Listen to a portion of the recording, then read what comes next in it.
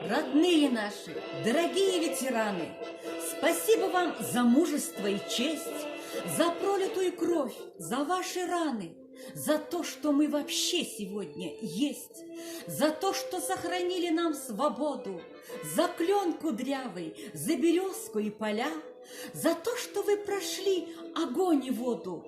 Гордится вами наша земля. Бегут года, но память в нас жива. Мы сохраним ваш подвиг на века. Земной поклон всем тем, кого нет с нами. Вы живы в нашей памяти всегда. Мы преклоняемся, мы помним, мы гордимся. И в этот праздник светлый и большой пусть светится теплом родные лица. Здоровья вам желаем всей душой.